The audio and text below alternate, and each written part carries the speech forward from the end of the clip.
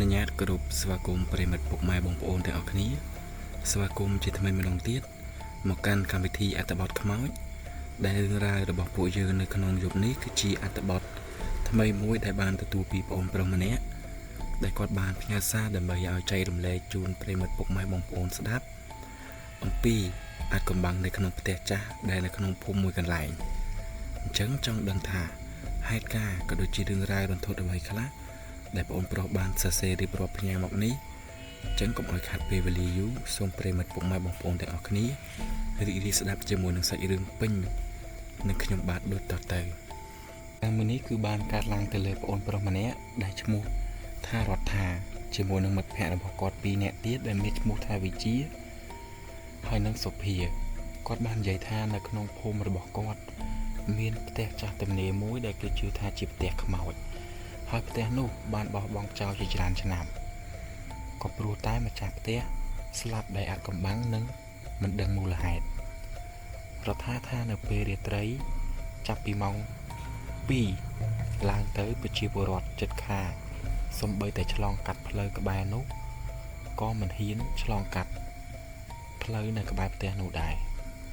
ហើយគាត់បានបន្តទៀតថាមានប្រជាពលរដ្ឋនៅក្នុងភូមិជាច្រើនពេលយប់នៅក្នុងផ្ទះនោះ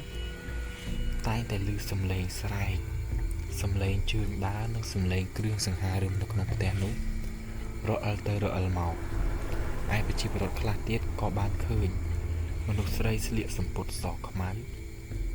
ដើរតាមផ្ទះហើយភ្លាមក៏អណ្ដែតបាត់ទៅក្នុងអំពូលភ្លើង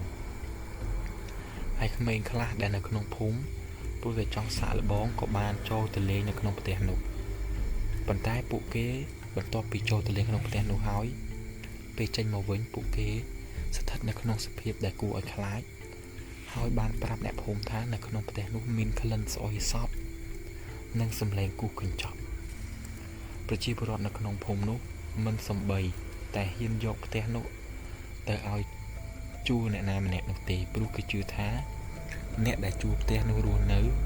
នឹងនៅមិនបានសុខដូច្នេះហើយបានផ្ទះមួយហ្នឹងត្រូវបានគេទុកចោលឲ្យទំនេរ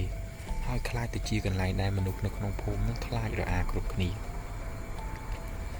ហើយចូលដល់សាច់រឿងរបស់រដ្ឋានៅយប់មួយមានយុវជន3នាក់នៅក្នុងភូមិដែលក្នុងនោះក៏មានម្ចាស់សាច់រឿងរបស់យើងម្នាក់ដែរដែលក្នុងនោះមានដូចជាសុភាវិជានិងរដ្ឋាក៏បានសម្រេចចិត្តចូលទៅក្នុងផ្ទះនោះដើម្បីបំភ័យគ្នាលេងនិងបង្ហាញខ្លួនថាមិនខ្លាច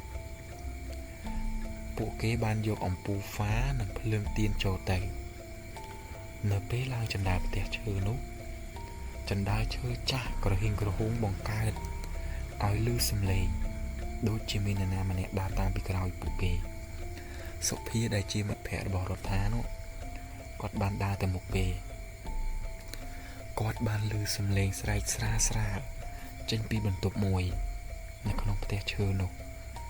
ពេលដែលពួកគាត់បើកទ្វារចូលទៅទៀនរបស់គាត់ក៏រលត់ភ្លាមហើយខ្យល់ត្រជាក់ក៏បក់ផាត់មកលើផ្ទៃមុខរបស់ពួកគាត់ពេលនោះវិជាឃើញទៀនរលត់គាត់ក៏មានស្មារតីក្លាហានជាងគេគាត់បានព្យាយាមយកអំពូលហ្វាដែលគាត់យកទៅពីក្នុងក្រៅនោះដើម្បីទៅពន្លឺនៅក្នុងបន្ទប់មួយនោះហើយពេលដែលពួកគាត់ពន្លឺភ្លើងអំពូលហ្នឹងគាត់ក៏បានឃើញកញ្ចក់ដ៏ចាស់មួយដែលគេដាក់នៅជាប់ជញ្ជាំងផ្ទះបងប្អូនហើយក្នុងកញ្ចក់ពួកនោះมันបានឃើញរូបរបស់ពួកគេទាំង3នាក់ឡើយប៉ុន្តែអ្វីដែលពួកគេទាំង3នាក់បានឃើញនៅក្នុងកញ្ចក់មួយនោះគឺជារូបស្ត្រីម្នាក់ដែលស្លៀកពាក់សភ្នែកក្រហមភ្លឺជាមួយនឹងសក់វែងអន្លាយដែលឈរនៅពីក្រោយខ្នងរបស់ពួកគេគ្រាន់តែឃើញបែបនេះភ្លាមរដ្ឋាដែលជាម្ចាស់សាច់រឿងរបស់ពួកយើងគាត់ជាមនុស្សដែលខ្លាចគាត់ព្យាយាមរត់ចេញទៅខាងក្រៅវិញប៉ុន្តែដល់ពេលដែលគាត់ព្យាយាមរត់ចេញទៅហ្នឹងទ្វារបន្ទប់មួយនោះក៏បានបិទជិតឈឹងហើយសំឡេងនារីនោះក៏ស្រែកយ៉ាងរន្ធត់រួចសំឡេងនោះស្រែកខ្លាចទៅជាសំឡេងសោចស្រស់ប៉ះនឹងត្រចៀករបស់ពួកគេទាំង3នាក់បន្ទាប់មកកញ្ចក់ដែលពួកគាត់បានឃើញហ្នឹងក៏ប្រែបែកខ្ទេចខ្ទីអស់ហើយ ហើយចំណិតកញ្ចក់នឹងក៏បានមុតជើងរបស់ពួកគាត់ទាំង3នាក់សុភានិងវិជាហើយនឹងរដ្ឋានឹងគាត់ព្យាយាមរត់ទៅក្រោមពេលទៅដល់ចន្ទាពួកគាត់បានឃើញថាផ្ទះនោះបានផ្លាស់ប្ដូរទ្រង់ទ្រាយខុសពីអ្វីដែលគាត់បានចូលមកមុននេះដោយចន្ទាដែលពួកគាត់ឡើងមកនឹងបានប្រែក្លាយទៅជារង្វង់ធ្វើឲ្យគាត់វង្វេងវិជាសុភាហើយនឹងរដ្ឋាគាត់កាន់តែខ្លាចពេលឃើញផ្លូវដែលចុះពីចន្ទាមកវិញហ្នឹងគឺបដូរសភាពដើមនៅពេលដើរទៅមុខទៅក្រោយគាត់ឃើញថារូបមនុស្សស្រីដែលនៅក្នុងកញ្ចក់ស្លៀកសហើយមានអោបកូនទូចមួយនៅលើដៃទៀតហើយមុខរបស់នារីដែលគាត់បានឃើញនឹងស្រក់ពោពេញទៅដោយឈាមព្រមទាំងភ្នែកក្រហមភ្លឺដូចភ្លើងហើយនារីម្នាក់នោះឈរប្លែកដោយមិននិយាយអ្វីទាំងអស់ពេលនោះពួកគេឃើញភ្លាមហើយក៏សំឡេងកូននៅក្នុងដៃនារីនោះក៏ចាប់ផ្ដើមទ្រហោយំសំឡេងនោះក៏ចាប់ផ្ដើមធ្វើឲ្យពួកគេស្ដាប់ហើយឈឺក្បាលហើយនឹងបាត់កម្លាំងដល់ថ្នាក់ឲ្យរដ្ឋានឹងគាត់ខ្លាចដល់ថ្នាក់ទ្រាំមិនបានគាត់ក៏ចាប់ផ្ដើមលើកដៃសូត្រធម៌ភ្លាមនោះពេលដែលគាត់សូត្រធម៌នោះក៏ត្រូវខ្យល់ត្រជាក់យ៉ាងខ្លាំងបើកទ្វារបក់ពួកគេហុយចេញទៅក្រៅផ្ទះពេលដែលពួកគាត់ចេញមកដល់ក្រៅហើយគាត់បានមើលជុំវិញថាពួកគាត់មិនបានចេញពីក្នុងផ្ទះនោះទេព្រលឹងខ្មោចបានបិទកន្លែងដូចជាខ្ទប់មិនអោយឃើញក្នុងផ្ទះអាក្រក់វិជាក៏បានប្រាប់ទៅពួកម៉ាក់គេទាំងពីរថា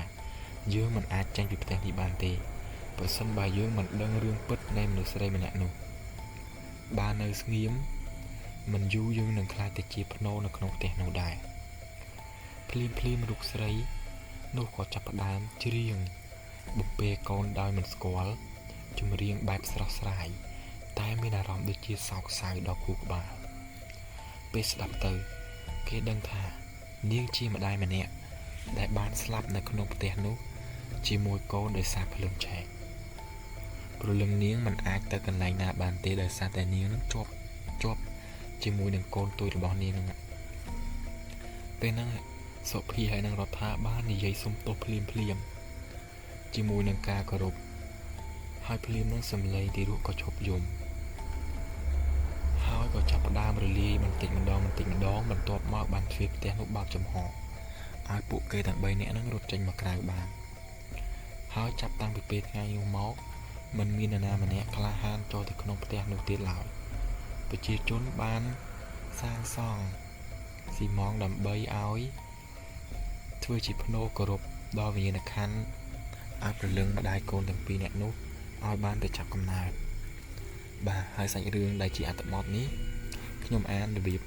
ជាអត្ថបទដែលគាត់សរសេរចូលមកអញ្ចឹងខ្ញុំសូមអានរបៀបជាអត្ថបទដែរបងប្អូនហើយរឿងរ៉ាវរបស់ពួកយើងគឺបញ្ចប់តែប៉ុណ្្នឹងឯងបើសិនជាប្រិយមិត្តពុកម៉ែបងប្អូនមានអត្ថបទដែលចង់ចែករំលែកពុកម៉ែបងប្អូនអាចចែករំលែកបានតាមរយៈ Facebook Page ក៏ដូចជា comment មកហើយនឹងអាចតាក់ទងខ្ញុំបានតាម Telegram ដែលខ្ញុំបានដាក់នៅក្នុង description នៅក្នុងវីដេអូនេះជាចុងក្រោយបើសិនជាមានពាក្យលើសលួសក៏ដូចជាខ្វះខាតឬការអត្ថាធិប្បាយអត្ថបទរឿងខ្មោចមួយនេះមិនល្អឥតខ្ចោះក៏សូមធ្វើការ